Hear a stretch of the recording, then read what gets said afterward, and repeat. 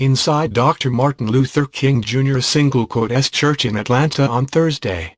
The nation's first black president who has acknowledged there was a black president only because of what John Lewis sacrificed delivered a eulogy for the civil rights icon and eventual congressman that went well beyond pure remembrance.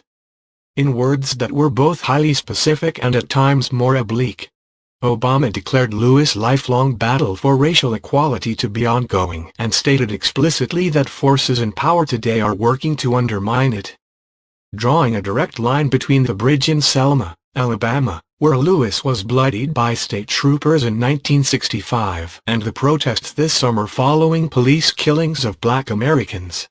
Obama delivered his most forceful address since leaving office, casting the actions of his successor who avoided any in-person remembrances for Lewis. Though 3 of his 4 living predecessors made the journey as corrosive for democracy. We may no longer have to guess the number of jelly beans in a jar to cast a ballot, but even as we sit here there are those in power that are doing their darndest to discourage people from voting. Obama said, hours after President Donald Trump suggested on Twitter that November's presidential contest be delayed because of the unproven potential for fraud. As Trump wages a re-election campaign reliant on racist tropes and a vague notion of heritage that many see rooted in an outdated vision of the country, Obama said Lewis would eventually be remembered as another type of national hero. America was built by John Lewis, Obama said. He, as much as anyone in our history, brought this country a little bit closer to our highest ideals.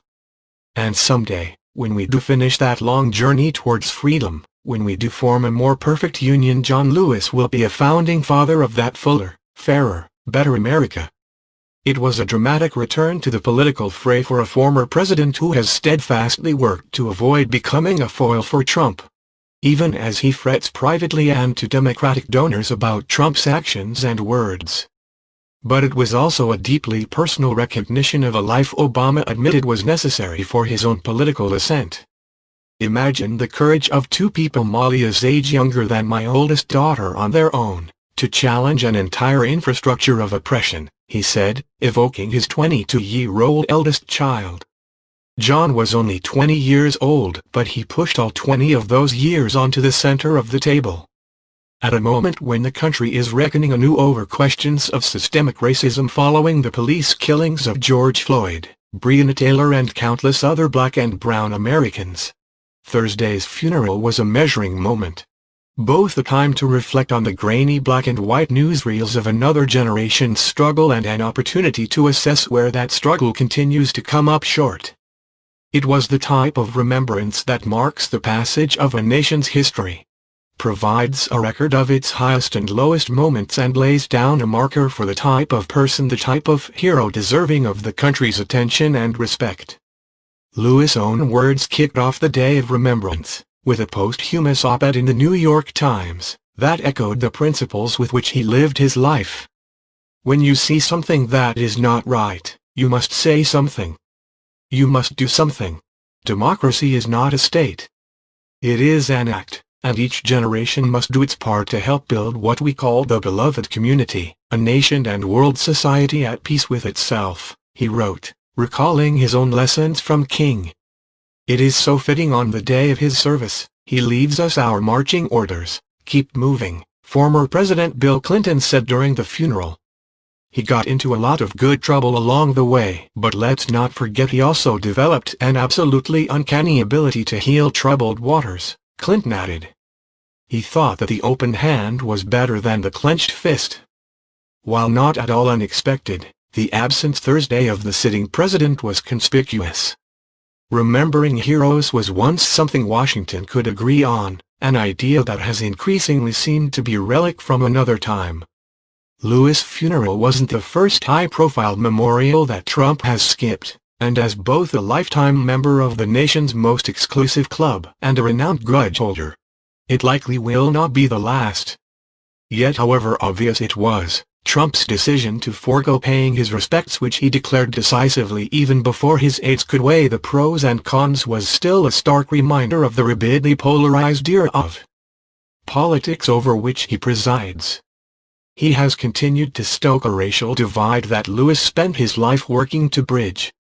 As the country buckled earlier this summer under racial tensions and outcry over police brutality, Trump harkened back to 1960s rhetoric that wouldn't have been unfamiliar to Lewis, who was bitten and bloodied by police during the civil rights movement. As Trump evoked vicious dogs that would restore order and used a phrase coined by racist police chief in 1968 to warn that when the looting starts the shooting starts, Lewis encouraged protesters to continue the work that he started decades ago. The comparisons to a darker era that many hoped had faded were made explicit in Obama's eulogy. George Wallace may be gone, but we can witness our federal government sending agents to use tear gas and batons against peaceful demonstrators, he said, referring to the segregationist Alabama governor who ran for president on a hard-right platform in 1968. Even as recently as this week, Trump has used a rollback of a federal anti-segregation rule to appeal to white suburbanites, a tactic that seems to have a direct line to the racist policies Lewis was seeking to overturn half a century ago. It's hard to imagine how those messages or that messenger would have fit in at Lewis' funeral. Yet political leaders have long put aside even their biggest differences to commemorate those few lives that can be said to have altered history. John and I had our disagreements, of course, former President George W. Bush said during the funeral on Thursday. But, in the America John Lewis fought for and in the America I believe in, differences of opinion are inevitable elements and evidence of democracy in action.